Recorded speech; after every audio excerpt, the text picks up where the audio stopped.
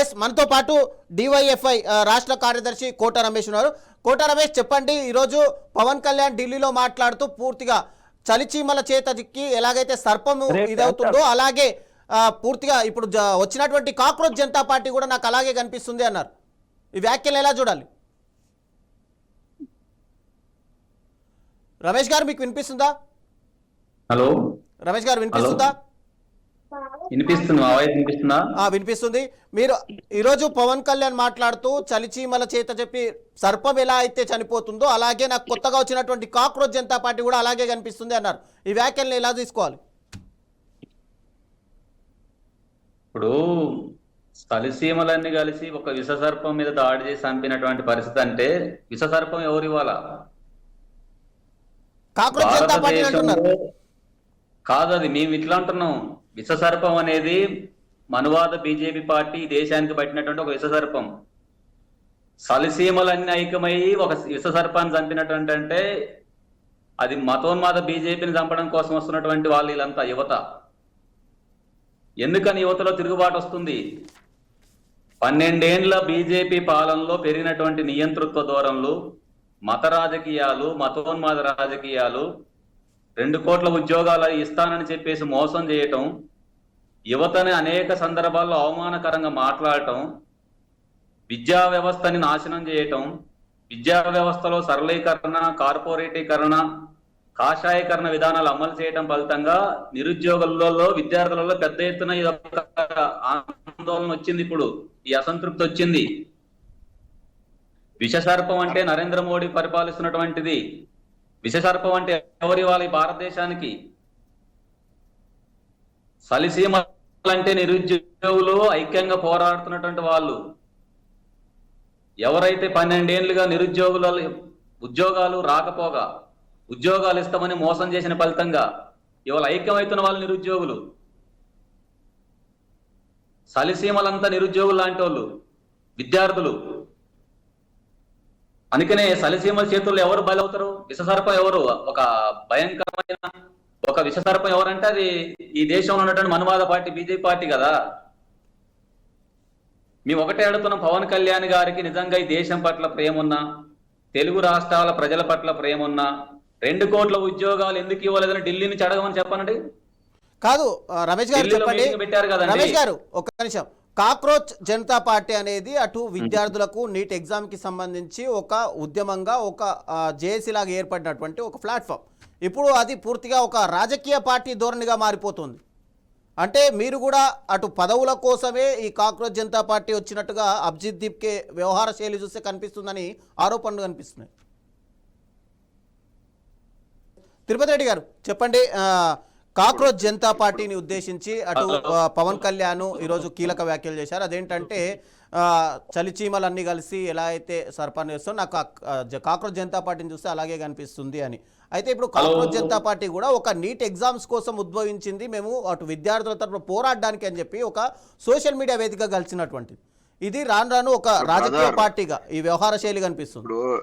DYFI రాష్ట్ర కార్యదర్శి తమ్ముడు చెప్పినట్టు ఖచ్చితంగా చలిచీమలు అనేటువంటి అన్ని కూడా సుమతి శతకం ఉన్నట్టు ఒక విషసర్పాన్ని తుదముట్టించేందుకు ఒకటైనట్టు అది ఖచ్చితంగా కూడా ఇలా విషసర్పంగా అంటే భారతదేశంలో ఉన్నటువంటి వివిధ రకాల ప్రాంతీయ అంటే డెమోక్రటిక్ వేలో ఎవరైనా పోరాటం చేయొచ్చు. అందరినీ ఎవరైనా ప్రశ్నిస్తే వాళ్ళని అర్బన్ నక్సలైట్లు అంటూ ముద్ర వేస్తూ, అదే విధంగా కవులను జైళ్లలో పెడుతూ, అదే విధంగా వివిధ రాష్ట్ర ప్రభుత్వాలను మింగేస్తూ, అంటే ప్రాంతీయ పార్టీల ఆధ్వర్యంలో నడుస్తున్నటువంటి వివిధ ప్రాంతీయ పార్టీలను ఒక్కొక్క దాన్ని ఒక అనకొండ మాదిరిగా మింగేస్తూ వస్తున్నటువంటి మత రాజకీయాలు చేస్తున్నటువంటి బీజేపీ పార్టీనే టార్గెట్ చేసి పవన్ కళ్యాణ్ గారు కూడా మాట్లాడితే అనిపిస్తా ఉంది. మరి ఇక్కడనేమో డైరెక్ట్ ప్రత్యక్షంగానో పవన్ కళ్యాణ్ గారేమో బీజేపీతో అంటగాగుతా ఉన్నాడు. మరి ఈ ఉద్దేశం, ఈ వ్యాఖ్యల ఉద్దేశం ఏందో, మరి మునుముందు ఏమన్నా బీజేపీకి వ్యతిరేకంగా ఏమన్నా నిరోధిస్తాడా పవన్ కళ్యాణ్ గారు? ఎందుకంటే ఈయన ఒక పొలిటికల్ స్టాండర్డ్స్ లేని వ్యక్తి.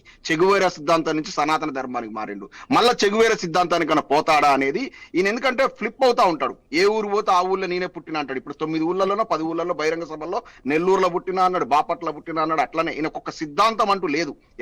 ఏ ఎండక ఆ గొడుగు మాట్లాడతారు. లాస్ట్ కు ఈయనకు ఏదో ప్యాకేజ్ స్టార్ అనేటువంటి బిరుదు తెచ్చుకున్నాడు.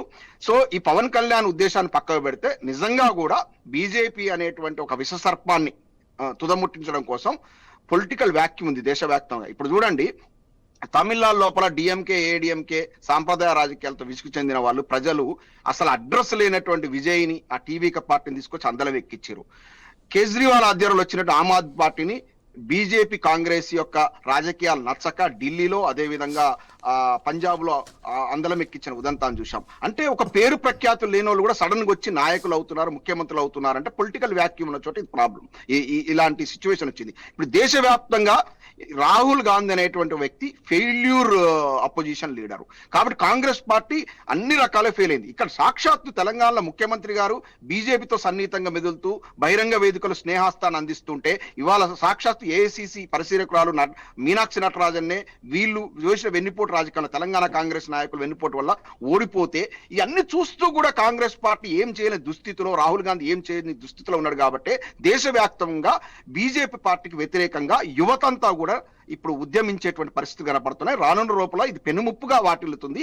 బీజేపీ పార్టీకి గడ్డు పరిస్థితిని దేశవ్యాప్తంగా ఈ యొక్క కాక్రోచ్ జనతా పార్టీ రూపంలో కావచ్చు, ఇంకేదో రూపంలో కావచ్చు, యువత అంటే ఇప్పుడు యువత ఆలోచిస్తుంది రాజకీయాల పట్ల. అది గొప్ప విషయం. యువత చేతుల్లోకి రాజకీయం వస్తే గొప్ప విప్లవాత్మకమైన మార్పులు వస్తాయి.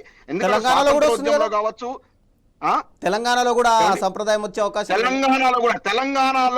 తెలంగాణలో కాక్రోచ్ జనతా పార్టీ యొక్క ఉద్దేశాలను మా కేటీఆర్ గారు వంటబట్టించుకొని ఇవాళ యువతతో మమేకమై పనిచేస్తున్నారు. మాకు తెలంగాణలో ప్రాబ్లం లేదు. తెలంగాణలో ఎప్పుడు కూడా ప్రజల యొక్క ఆలోచనకు అనుగుణంగా బీఆర్ఎస్ పార్టీ అడుగులేస్తా ఉంటది.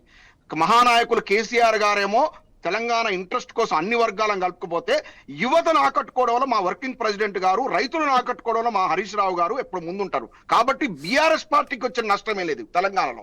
తెలంగాణ ఎప్పుడు కూడా ప్రజల ఆలోచన దగ్గర పోతుంది. బీజేపీ పార్టీ అనేది అప్రహత్యాతంగా ఒక్కొక్కరిని అనకొండలాగా ప్రాంతీయ పార్టీలు మింగుకుంటూ దేశం లోపల ఒక రాచరిక పాలనకు బాటలు వేస్తుంది. అప్పుడే ప్రజల్లో వ్యతిరేకత వస్తుంది. ఆ వ్యతిరేక లోపల నేపాల్లో జరిగినట్లుగా, శ్రీలంకలో జరిగినట్లుగా, బంగ్లాదేశ్ లో జరిగినట్లుగా యువత చేతుల్లోకి ఇప్పుడు యువత అసహనంగా ఉంది కాబట్టి యువత చేతుల్లోకి పోతుంది. కాబట్టి రానున్న లోపల విప్లవాత్మకమైన మార్పులు వస్తాయి. ఖచ్చితంగా బీజేపీకి రానున్న లోపల గడ్డు పరిస్థితి ఏర్పడే పరిస్థితులు కనపడుతున్నాయి.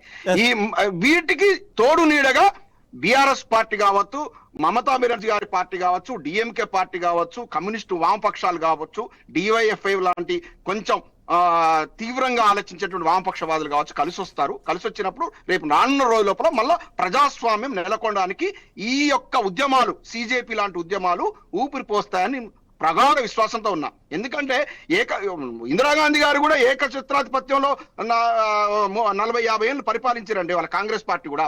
తర్వాత పోయి 2 సీట్లు గెలిచినటువంటి ఇలా బీజేపీ పార్టీ ఏకఛత్రాధిపత్యంగా గత 12 ఏళ్ళ నుంచి రూల్ చేస్తా ఉంది. కానీ పెరుగుట విరుగుడు కోసమే ఇక పీక్స్ కి వచ్చింది ఇప్పుడు బీజేపీ. ఇక డౌన్ ఫాలే చూస్తాం మనం, బీజేపీది ఇక డౌన్ ఫాలే చూస్తాం మనం. దీనికి ఒక శుభసూచకంగా సిజేపీ లాంటి యువత ముందుకు రావడం అనేది శుభసూచకం. ఖచ్చితంగా ప్రజాస్వామ్యం నెలకొనాలంటే యువత రాజకీయాల్లో ఇన్వాల్వ్ కావాలి. యూత్, ఎందుకంటే వాళ్ళే కదా భవిష్యత్తు నిర్ణయశాలు, భారతదేశ నిర్మాతలు వాళ్ళే కదా. ఇప్పుడు ఈ పనికిమాల సిద్ధాంతాలను పట్టుకొని ఒకటి మత ప్రాతిపదికనో ఇంకే ప్రాతిపదికనో ఉద్రేకాలు రెచ్చగొడుతూ చేసే రాజకీయాలు మనగాలవు, ఎక్కువ రోజులు ఉండవు అవి. కాబట్టి ఖచ్చితంగా యువత కొత్త ఆలోచనలతో వస్తారు. భారతదేశాన్ని నిర్మించేది వాళ్ళే. సిజేపీ అనేది రావడం అనేది ఆహ్వానించదగ్గ విషయం. రానున్న రోజుల కొత్త రాజకీయం అయితే దేశవ్యాప్తంగా మనం చూస్తాం. బీజేపీ మాత్రం గడ్డు కాలం ఉంటుంది.